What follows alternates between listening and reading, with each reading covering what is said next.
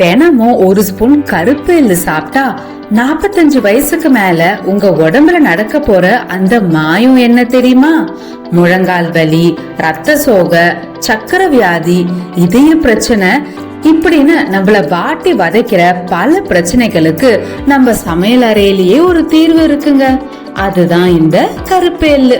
ஆனா இதை எப்படி சாப்பிடணும், யாரு சாப்பிடக்கூடாது, இதெல்லாம் தெரிஞ்சா மட்டும்தான் முழு பலனும் கிடைக்கும்.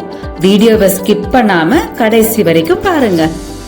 பெரியவங்களோட ஆரோக்கியத்தை மையப்படுத்தி நாங்க நிறைய தகவல்கள் சொல்லுவோம். மிஸ் பண்ணாம பார்க்க அம்மா அப்பா நலம் சேனலுக்கு சப்ஸ்கிரைப் பண்ணுங்க. வாங்க வீடியோக்குள்ள போலாம். செரிமானம் மற்றும் மலச்சிக்கல். நமக்கு வயசு ஆக ஆக ஜீரண மண்டலம் கொஞ்சம் மெதுவாகும். கருப்பு எள்ளுல நார்ச்சத்து அதிகமா இருக்கு. இது குடலுக்கு ஒரு கிளீனிங் ஏஜென்ட் மாதிரி செயல்பட்டு மலச்சிக்கல் அதாவது கான்ஸ்டிபேஷன் இல்லாம உடம்ப லேசா வச்சுக்க உதவுங்க. ஃப்ரீயா மோஷன் போனாலே நமக்கு உடம்புல பாதி வியாதி வராது. சோ மோஷன் போற பிரச்சனை இருந்தா கருப்பு எள்ளு சாப்பிட மிஸ் பண்ணாதீங்க. சருமம் பொலிவு. எல்லாருக்கும் வயசான அப்புறம் முகத்துல உடம்புல சுருக்கம் வர ஆரம்பிச்சிடும். இத தடுக்க முடியுமா? கருப்பு எள்ளு உங்க உணவுல சேர்த்துக்கிட்டா நடக்குங்க. எள்ளுல உள்ள ஜிங்க் மற்றும் ஆன்டி ஆக்சிடென்ட்கள் சருமத்தோட செல்களை புதுப்பிக்குமா. இது சருமத்தை உள்ளுக்குள்ளேயே ஈரப்பதமா வச்சு இளமைய தக்க வைக்கும்னு சொல்றாங்க. ஞாபக சக்தி. வீட்ல சாவியை எங்க வச்சோன்னு தேடுறது, போன வேகத்துல என்ன செய்ய வந்தோன்னு மறக்கிறது, இதெல்லாம் 45 வயசுக்கு மேல சாதாரணம் தான். வயசு முதிர்ச்சியால வர மறதிக்கு முற்றுப்புள்ளி வைக்க எள்ளுல இருக்கிற ஒமேகா 3 கொழுப்பு அமிலங்கள் உதவுங்க. இது மூளை நரம்புகளை தூண்டி சுறுசுறுப்பா வச்சுக்க உதவும்னு பல ஆய்வுகள் சொல்லுது. கருப்பு எள்ளை உங்க உணவுல சேர்த்துக்க எள்ளு பொடி தான் பெஸ்டான வழி. எள்ளு பொடி எப்படி செய்யணும்னு நான் சொல்லி தரேன். ஒரு இரும்பு கடாய நல்லா சூடு பண்ணிக்கோங்க. அதுல ஒரு கைப்பிடி கருப்பு எள்ளு சேர்த்துக்கோங்க. அது பொரியிற வரைக்கும் நல்லா வறுத்துக்கோங்க. சிம்மில வச்சுதான் வறுக்கணும், இல்லனா தீஞ்சு போயிடும். ஒரு கைப்பிடி கருப்பு உளுந்து போட்டு வறுத்துக்கோங்க. ஒரு கைப்பிடி கடலை பருப்பு போட்டு கோல்டன் ப்ரௌன் ஆகிற வரைக்கும் வறுத்துக்கோங்க. 10 காஞ்ச மிளகா, கொஞ்சம் மிளகு, 10 பில் பூண்டு சேர்ந்து வறுத்து எடுத்துக்கோங்க. கருவேப்பிலை இருந்தா அதுவும் சேர்த்து வறுத்து எடுத்துக்கோங்க. அவ்வளவுதான். இப்ப வறுத்து எல்லாத்தையும் மிக்ஸில அரைச்சிக்கோங்க. அரைக்கும் போது கொஞ்சம் கல்லுப்பு, கொஞ்சம் பெருங்காயம் சேர்த்துக்கோங்க. ரொம்ப நைஸா அரைக்க வேண்டாம், கொரகொரப்பா அரைச்சா போதும். அவ்வளவுதான், கருப்பு எள்ளு பொடி ரெடி. இட்லி தோசைக்கு சூப்பர் சைட் டிஷ்ங்க. இத சூடு சாப்பாடுல நல்லெண்ணெய் ஊத்தி பிசைஞ்சு சாப்பிட்டா டக்கரா இருக்கும். ஹார்மோன் சமநிலை. குறிப்பா பெண்களுக்கு 45 வயசுக்கு மேல ஹார்மோன் மாற்றங்கள் நிறைய வரும். அதை பேலன்ஸ் பண்ணி உடல் சூட்டை தணிச்சு மன அழுத்தத்தை குறைக்க கருப்பு எள்ளு ஒரு அருமையான நேச்சுரல் பேலன்சர். வீக்கத்தை குறைக்கும். நமக்கு வர மூட்டு வலி எல்லாம் உடம்புல இருக்க வீக்கத்தினால தாங்க வருது. எள்ளுல இருக்கிற செசமால் அப்படிங்கிற பொருள் ஒரு வலி நிவாரணி போல செயல்பட்டு வீக்கத்தை குறைக்குங்க. ரத்த அழுத்தம். உயர் ரத்த அழுத்தம் இருக்கிறவங்க, அதாவது ஹை பிபி இருக்கிறவங்க எள்ளுல இருக்கிற மெக்னீசியத்தை கட்டாயம் எடுத்துக்கணும்.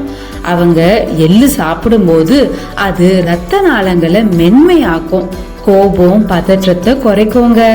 பிபிக்கு ஒரு இயற்கையான பாதுகாப்பு கவசம் இந்த கருப்பு எள்ளு. சர்க்கரை மேலாண்மை.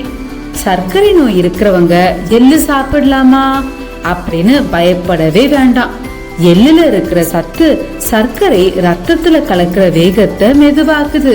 சோ சாப்பிட்ட உடனே சுகர் லெவல் எகிராம இருக்க எள்ளு ஒரு சிறந்த துணை மருந்துங்க. இதயம் வலுப்படும். எள்ளுல இருக்கிற நல்ல கொழுப்பு இதயத்துல இருக்கிற தேவையில்லாத அழுக்குகளை வெளியேற்றுதாங்க. இதயம் நல்ல ஆரோக்கியமா இதமா துடிக்க எள்ளு ஒரு சிறந்த உணவுன்னு ஆய்வுகள் சொல்லுது. ஹெல்த்தியான ஈவினிங் ஸ்நாக்ஸ் சொல்லி தர போறேன். எள்ளு வெல்லம் உருண்டை. ஒரு இரும்பு கடாயில கருப்பு எள்ளு சேர்த்து அது பொரியிற வரைக்கும் வறுத்து எடுத்துக்கோங்க. அது ஆறின அப்புறம் ஒரு மிக்சியில போட்டு அரைச்சி எடுத்துக்கோங்க. எள்ளு எந்த அளவு எடுத்தீங்களோ அதே அளவு வெல்லம் எடுத்து பாகு காய்ச்சி வச்சுக்கோங்க.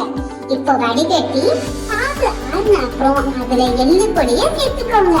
இப்போ உங்க கையில அதை நல்லா மிக்ஸ் பண்ணி உருண்டை பிடிச்சி எடுத்து வச்சுக்கோங்க.